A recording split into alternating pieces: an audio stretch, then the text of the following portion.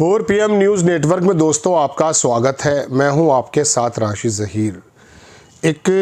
मैं ऐसी खबरें ज़्यादातर आपके सामने बताता नहीं, लेकिन गाज़ियाबाद में किराया मांगने पर फ्लैट मालकिन का मर्डर कर दिया एक किराएदार और उसकी पत्नी ने।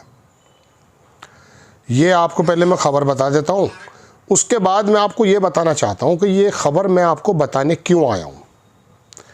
गाज़ियाबाद में किराया मांगने पर फ्लैट मालकिन का मर्डर करने वाले दंपति अजय गुप्ता व आकृति गुप्ता का कबूलनामा, पहले इनका कबूलनामा देखें आप। निकलना वरना हमारा बिल्कुल मुश्किल कर दिया था। कब की बात है, कब आए थे ये आपके फ्लैट में? आज शाम को। और मारा कैसे आपने?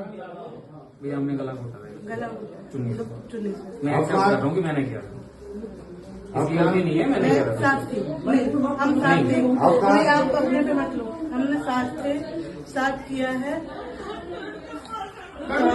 बस ये है कि मैं अभी ये नहीं चाहता कि कोई इस पे हाथ उठाए, मेरे पे हाथ उठाए, मैं पुलिस में मेरे को बहुत ज्यादा टॉर्चर किया सर। यार आपको सब काट दिया। इस फ्लैट में रहती है, इस फ्लैट की ओनर की लेडी, उसको मार दिया इन्होंने, बैग में पैक कर दिया, परेशान कर रही थी। तो नहीं, रुक जाओ।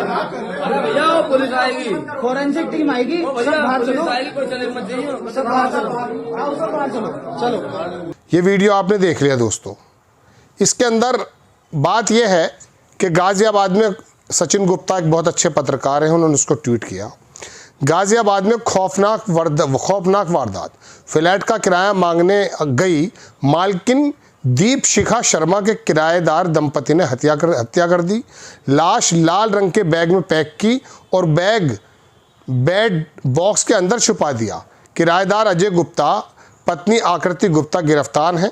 दोनों 6 महीने से किराया नहीं दे रहे थे, इसलिए ऑनर जो इसका ऑनर था उसका किराया मांगने फ्लैट पर पहुंची थी। अब इस पर लोगों ने अपनी अपनी प्रतिक्रिया दी है। मैंने आपको दोनों चीज़ें दिखा दी। क्यों आया था मैं आपको खबर देने? एक साधारण घटना है क्या? ये घटना है, खबर है, मैंने बता दिया आपको। लेकिन मैं इस प्रकार की खबरें आपके सामने रखता तो हूँ नहीं। मैं तो आपके सामने खबरों का थोड़ा सा विश्लेषण करने की कोशिश करता हूँ, और मेरी कोशिश ये रहती है कि मेरे मुंह से निकलने वाला कोई भी शब्द देश की दशा और दिशा बदलने में कुछ सहायक हो। मैं इतना बड़ा पत्रकार नहीं हूँ। पहले तो मैं आपको थोड़ा सा यही क्लियर कर दूँ कि मेरी पत्रकारिता का मकसद सनसनी फैलाना नहीं है। मेरे इर्द गिर्द भी बहुत सारी घटनाएं होती हैं। मैं अपने ट्विटर हैंडल पे सारी चीज़ें डाल करके सनसनी पैदा कर सकता हूँ, लेकिन मुझे ये खबरें नहीं बतानी होती। मैं सिर्फ ये बताना चाहता हूँ कि देश या प्रदेश या हमारी राजनीति या हमारा समाज में क्या चल रहा है और वो किस तरफ जा रहा है। खैर, तो मैं आपको बताना चाहता था कि ये जो दंपति ने हत्या कर दी है मकान मालकिन की, ये इसने नहीं की है। मैं बता रहा हूँ आपको, ये हमारे सिस्टम ने की है। किराएदार का नाम आज की तारीख में लोग कहते हैं डाकू। जब वो किराए में आके बस जाता है, अब उसके मूड पर डिपेंड है वो कब छोड़ेगा। चूँकि कानून में और पुलिसिंग में उसे इतनी ताकत दे दी गई है कि उसको जब मालिक को ज़रूरत पड़ती है, वो उसको नोटिस देकर 10-15 दिन का, महीने भर का, 2 महीने का, अपनी मर्जी के मुताबिक उसको खाली कराने में बहुत ज़्यादा असहाय महसूस करता है। चूँकि लचीली धाराएं और कानून में दी गई ताकत इस किराएदार को डाकू बना देती है। देख लीजिए आप जा करके। जब अपनी जगह है और आदमी अपना कुछ पैसा जोड़ करके कुछ चीज़ ऐसी बात इस तरह की बनाता है कि उसका किराया ले करके कुछ अपना आगे निकल पाए, हर आदमी का अधिकार होता है ये। लेकिन ये जो किराएदार नाम के लोग आते हैं, इनसे चाहे आप 11 महीने का एग्रीमेंट करा लें या दूसरे और काम करा लें, पुराने किराएदारों को तो छोड़ दीजिए। जितने मंदिर और मस्जिद और वक्फी जायदाद हैं, उसमें इतने बड़े बड़े डकैत बैठे हुए हैं कि उनकी खुद की कोठियाँ और खुद की बहुत बड़ी बड़ी फैक्ट्रियाँ बनी हुई हैं, लेकिन वो वक्फ की जगह को ये सोचते हैं कि उनके बाप दादाओं ने उनको दे दी है ये, जबकि वो ज़रूरत इस बात की थी कि वक्फ कर दी गई है, गरीब लोगों के काम आ जाएंगी, कुछ नॉमिनल सा किराया आ जाएगा और अपना ज़रूरत का काम चल जाएगा। तो ये इनको ताकत कहाँ से मिलती है? ये हमारे कानून से मिलती हैं, कानून के लचीलेपन से मिलती हैं। मैं आपको बताना ही चाहता हूँ दोस्तों कि ये दो चीज़ें तो मुझे अजीब गरीब लगती हैं। एक तो मायावती की जब सरकार थी, SC/ST एक्ट, पहले किसी ज़माने में हर एक परिवार का बंदा ये सोचता था, अगर उस पर जुल्म भी हुआ है तो वो सोचता था मेरी बहन बेटी का नाम बदनाम ना हो। लेकिन जब से ये एक्ट बना है, SC/ST एक्ट, इसके मानने वाले बहुत सारे लोग जो इसके अंतर्गत आते हैं, उन्होंने इतने बड़े बड़े मुकदमे झूठे करने शुरू कर दिए, चूँकि उनको पैसा मिलता है ड्यूरिंग द प्रोसेस। इलेक्शन मुकदमे के दौरान वो चूँकि उत्पीड़ित हैं, SC हैं, ST हैं, तो उनको पैसा भी देती है सरकार। वो लड़ते हैं और वो इल्ज़ाम लगा देते हैं, फिर वो फैसला करते हैं, तो फिर वो नई नई तरह की बातें करते हैं। और ऐसे ये किराएदार का, इस पे इतनी ज़्यादा गुंजाइशें हैं कि वो मकान मालिक जिसने दी है जगह, वो बेचारा खुद तो बाज़ मर्तबा खुद किराए पर रहता है। वो सोचता ये है कि मेरी जगह मुझे मिल जाए, लेकिन मिलते नहीं है।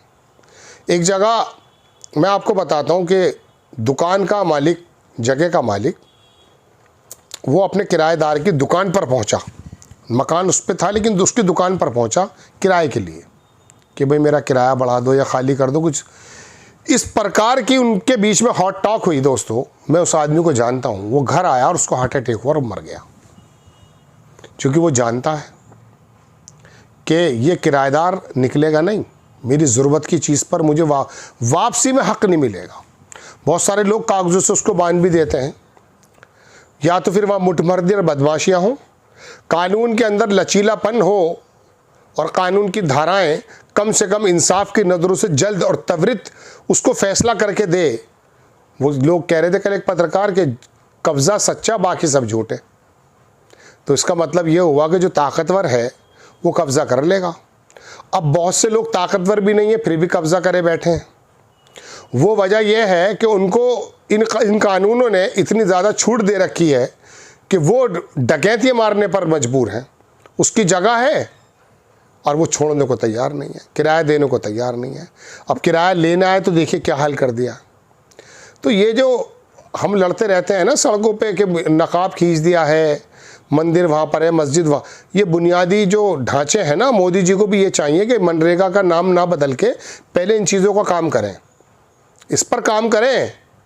और जो गरीब लोग हैं उनको रहने की जगहें दें, जैसे इंदिरा गांधी के आवास हुआ करता था, काशीराम आवास हुआ करता था, वो योगी आदित्यनाथ भी कर रहे हैं। ज़्यादा लंबे 2022 तक बताया था हिंदुस्तान में हर किसी पे अपना घर, ये अपना घर है, इस पे अपना घर होता तो ये हो जाता काम, या नहीं बताइए। 2020 तक कहा था, चलिए 22 तक, अब 25-26 आने वाला है, सबके हिंदुस्तान में सबके पास अपनी छत हो गई। लेकिन आप तो असल में वोट जो देते हैं वो इसलिए देते हैं ना कि ये तो भाई मुल्लों के पेच टाइट कर रहा है, इन्हें वोट दो, ये तो मुल्लों की बात कर रहा है, इसे वोट दो, ये तो ज़ात की बात कर रहा है, ये तो समाज की बात कर रहा है, ये तो समुदाय की बात कर रहा है। जो आपके काम की बात करते हैं उनको तो आप उठाकर फेंक देते हैं। भूपेश बघेल ने बड़ा शानदार काम किया था दोस्तों छत्तीसगढ़ में, ज़बरदस्त, लेकिन उठाकर हटाया। वो जो गहलोत था वो 5 लाख रुपए की जगह 25 या 20 लाख रुपए का बीमा दे रहा था, स्वास्थ्य बीमा, बुराई थी। केजरीवाल ने मोहल्ला क्लिनिक करके जो 1,500 रुपये डॉक्टर लेता, डाकू ही कहते हैं उसको भी, और फिर 2,000 की दवाई और 3,000 के टेस्ट लिख देता, मार कर रख देता है, वहाँ ईजिली MS और MD डॉक्टर फ्री में अवेलेबल था, फ्री में दवाइयाँ भी थी। चलिए हम कह रहे हैं फ्री में दवाइयाँ ना भी होती, अगर वो दे रहा है वो जहर तो लिखेगा नहीं। वो प्रिस्क्रिप्शन 5 दिन में ख़त्म, 1,500 रुपये कहाँ से लेकर आए भाई, बड़ा परेशान होता है। तो ये चीज़ें आपको पसंद कहाँ आती हैं? आपको तो दरअसल धार्मिक नारे गुदगुदाते हैं। एक समुदाय को टाइट करने वाला एक शासक नज़र आता है, एक समुदाय को ऐसा बना दिया कि भाई अगर ये लोग आ गए तो तुम्हारे घरों के अंदर तुम सुरक्षित नहीं रहोगे।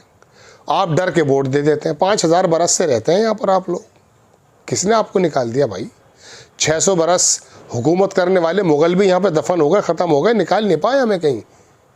लेकिन आपको डर अभी आया 10-20 साल से ही। ये असल में 100 बरस की मेहनत है दोस्तों, जो नफ़रतें बढ़ गई हैं।